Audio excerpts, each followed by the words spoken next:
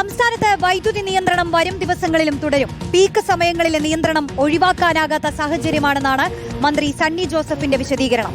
ഉപഭോക്താക്കൾ വൈദ്യുതി ഉപയോഗത്തിൽ നിയന്ത്രണം കൊണ്ടുവരണമെന്നും മന്ത്രി അഭ്യർത്ഥിച്ചു. കഴിഞ്ഞ വർഷം നമുക്ക് ആവശ്യമായിരുന്നത് 3500 മുതൽ 3600 വരെ മെഗാവാട്ട് വൈദ്യുതി ആയിരുന്നെങ്കിൽ ഇപ്രാവശ്യം അത് 1000-ലധികം മെഗാവാട്ട് 4600 മുതൽ 4800 വരെ മെഗാവാട്ടായിട്ട് വൈദ്യുതിയുടെ ഉപയോഗത്തിൽ വർധന വന്നിട്ടുണ്ട്. എന്നാൽ ഉൽപ്പാദനം കഴിഞ്ഞ വർഷം 45 ദശലക്ഷം യൂണിറ്റ് ആയിരുന്നെങ്കിൽ ഇപ്രാവശ്യം 17-18 ദശലക്ഷം യൂണിറ്റായിട്ട് അത് കുറഞ്ഞിട്ടുണ്ട്.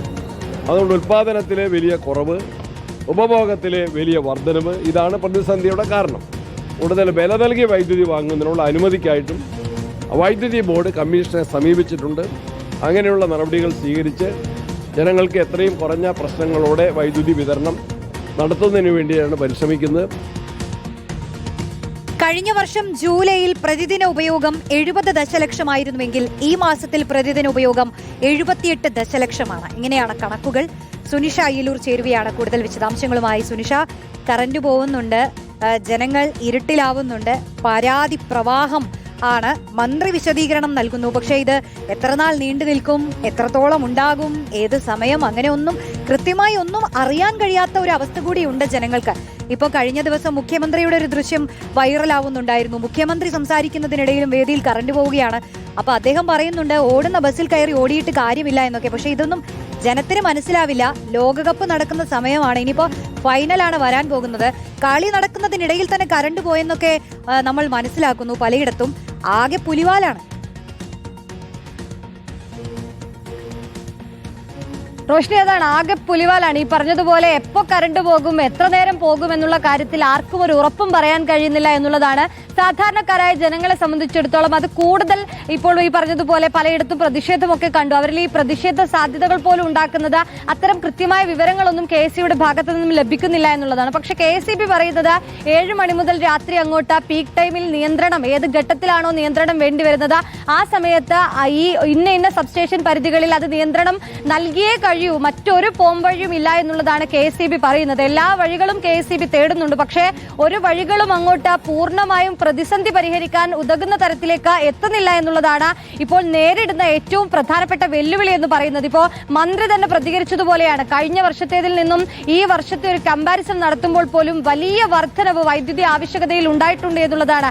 നേരത്തെ മുതൽ തന്നെ ഈ ഒരു ജൂലൈ മാസത്തിലൊക്കെ നല്ല മഴ ലഭിക്കാറുണ്ട്. പക്ഷേ ഇത്തവണ മഴ ലഭിച്ചിട്ടില്ല എന്നുള്ളത് ഒരു വസ്തുത തന്നെയാണ്. ഒപ്പം 3500-3600 മെഗാവാട്ടൊക്കെയാണ് സാധാരണ രീതിയിൽ ആവശ്യകതയായി ഉണ്ടായിരുന്നത്. പക്ഷേ ഇത്തവണ അത് നോക്കുമ്പോൾ 1000 മെഗാവാട്ടിന് മുകളിലാണ് ആവശ്യകതയായി ഉയർന്നിരിക്കുന്നത്. സാധാരണക്കാരെ സംബന്ധിച്ചിടത്തോളം നമ്മൾ എത്ര ഉപയോഗിക്കുന്നു അതൊന്നും അല്ല വിഷയം. ഈ പറയുന്നത് പോലെ കറണ്ട് പോകുമ്പോൾ സ്വാഭാവികമായും വലിയ പ്രതിഷേധം അത് ആളുകളെ സംബന്ധിച്ചിടത്തോളം ഉണ്ടാവും. കറണ്ട് ചാർജ് കൂടി നൽകി തന്നെയാണ് നമുക്കെല്ലാം വൈദ്യുതി ലഭ്യമാവുകയും ചെയ്യുന്നത്. അപ്പോൾ ഈ വൈദ്യുതി ലഭിക്കാതെ വരുമ്പോൾ സ്വാഭാവികമാണ് ഈ ജനങ്ങളിൽ നിന്നുണ്ടാകുന്ന പ്രതികരണം എന്നുള്ളതാണ്. പക്ഷേ മറ്റൊരു വഴിയില്ല എന്നുള്ളത് KSEB പറയുന്നു. ഒപ്പം തന്നെ ഉയർന്ന വിലക്ക് വൈദ്യുതി വാങ്ങാനുള്ളൊരു നീക്കം KSEBിയുടെ ഭാഗത്തു നിന്നും ഇപ്പോഴും തുടരുന്നുണ്ട്. നേരത്തെ തന്നെ 10 രൂപയ്ക്കൊക്കെയാണ് ഇപ്പോഴും നമ്മൾ വൈദ്യുതി വാങ്ങുന്നത്. ഉയർന്ന വിലക്ക് വൈദ്യുതി വാങ്ങാനുള്ള നീക്കങ്ങൾ അത് നേരത്തെ റെഗുലേറ്ററി കമ്മീഷൻ സമ്മതിച്ചിരുന്നു. പക്ഷേ ഇപ്പോഴും ആ വൈദ്യുതി പോലും പര്യാപ്തമാകുന്നില്ല എന്നുള്ളതാണ് വലിയ പ്രതിസന്ധിയായി നിൽക്കുന്നത്. ഒപ്പം തന്നെ മറ്റ് സംസ്ഥാനങ്ങൾക്ക് കൊടുക്കാനുള്ള വൈദ്യുതി അത് സെപ്റ്റംബർ മാസം വരെ നൽകേണ്ടതുണ്ട് എന്നുള്ളതാണ്. പിന്നെ റോഷ്നി തുടക്കത്തിൽ പറഞ്ഞതുപോലെ പ്രതിദിന ഉപയോഗം എന്ന് പറയുന്നത് നേരത്തെ 70 ദശലക്ഷമായിരുന്ന ഇടത്ത് ഇപ്പോൾ 78 ദശലക്ഷം യൂണിറ്റിലേക്ക് എത്തുന്നു എന്ന് പറയുമ്പോൾ 8 ദശലക്ഷം യൂണിറ്റ് വൈദ്യുതിയുടെ കൂടുതലാണ് ഇപ്പോൾ ആവശ്യകതയായി അല്ലെങ്കിൽ ഉപയോഗമായി ഉയർന്നിരിക്കുന്നത് എന്നുള്ളതാണ്. പക്ഷെ അത്ര കണ്ട് ആഭ്യന്തര ഉൽപാദനം ഇല്ല എന്നുള്ളതും ഒരു പ്രധാനപ്പെട്ട വെല്ലുവിളിയാണ്. നേരത്തെ 45% ആഭ്യന്തര ഉൽപാദനം ഉള്ളിടത്ത് ഇപ്പോൾ അതിന്റെ പകുതിയിലും പകുതി, ഒരു 14-17% ആഭ്യന്തര ഉൽപാദനം മാത്രമാണ് നടക്കുന്നത് എന്നുള്ളതാണ്. റോഷി, സാധാരണ രീതിയിൽ നമുക്ക് 4 രീതിയിലാണ് ഇവിടേക്ക് വൈദ്യുതി കിട്ടുന്നത്. ഒന്ന് കേന്ദ്ര വിപണിയിൽ നിന്നാണ്, ഒപ്പം തന്നെ ഹ്രസ്വകാല കരാറുണ്ട്, ദീർഘകാല കരാറുണ്ട്, മറ്റൊന്ന് ആഭ്യന്തര ഉൽപാദനമാണ്. ഈ എല്ലാ കണക്കുകൾ കൂട്ടിയാൽ പോലും 600 മെഗാവാട്ടിന്റെ കുറവ് ഇപ്പോഴും സംസ്ഥാനത്ത് ഉണ്ടാകുന്നു എന്നുള്ളതാണ് ഏറെ പ്രധാനപ്പെട്ടത്. അതുകൊണ്ട് ആ 600 മെഗാവാട്ട് വൈദ്യുതി ലഭ്യമാക്കാനുള്ള എല്ലാ ശ്രമങ്ങളും KSEBിയുടെ ഭാഗത്തു നിന്നും ഉണ്ടാകുന്നുണ്ട്. പക്ഷേ എവിടെ നിന്നും വൈദ്യുതി കിട്ടുന്നില്ല എന്നുള്ളതാണ് ആ സമയത്ത് നേരിടുന്ന വെല്ലുവിളി എന്ന് പറയുന്നത്. ഈ പീക്ക് ടൈമിൽ പോലും പവർ എക്സ്ചേഞ്ചിൽ വൈദ്യുതി നോക്കുമ്പോൾ വൈദ്യുതി തന്നെ കിട്ടാനില്ല. രാജ്യത്താകമാനം ഈ എൽ നിനോ പ്രതിഭാസത്തിന്റെ ഭാഗമായി വൈദ്യുതി കിട്ടാത്ത വലിയ ബുദ്ധിമുട്ട് കൂടി നേരിടുന്നുണ്ട്. ഏതായാലും നിലവിൽ എല്ലാ പോംവഴികളും KSEB തേടുന്നുണ്ട്. പക്ഷേ നിയന്ത്രണം ഒഴിച്ച് മറ്റൊരു വഴിയുമില്ല എന്നുള്ളത് KSEB തന്നെ എടുത്തു പറയുന്നു. അതുകൊണ്ട് തന്നെയാണ് ഇപ്പോൾ അരമണിക്കൂറൊന്നും അല്ലെന്ന് തോന്നുന്നു പലയിടത്തും ഒന്നിലിടവിട്ട് പലതവണയും കറണ്ട് പോകുന്ന ഒരു ബുദ്ധിമുട്ട് അറിയിച്ചിരുന്നു. നേരത്തെ 7 മണി മുതൽ 12 മണി വരെയൊക്കെ ആയിരുന്നു പീക്ക് ടൈം പറഞ്ഞത്. പക്ഷേ റോഷ്നി പറഞ്ഞതുപോലെ ഫിഫ വേൾഡ് കപ്പ് ഒക്കെ നടക്കുന്ന ഒരു പശ്ചാത്തലത്തിൽ ആളുകൾ 12 മണിക്ക് ശേഷമൊക്കെയാണ് വൈദ്യുതി കൂടുതലായി ഉപയോഗിക്കുന്ന ഒരു സ്ഥിതിയുണ്ട്. അതും പീക്ക് ടൈം മാറുന്നു. അപ്പോൾ വീണ്ടും വൈദ്യുതി നിയന്ത്രണം ഏർപ്പെടുത്തേണ്ടി വരുന്നു. അപ്പോഴാണ് സ്വാഭാവികമായും ഇത്തരത്തിലുള്ള പ്രതിഷേധങ്ങളെല്ലാം ഉണ്ടാകുന്നത്. ഏതായാലും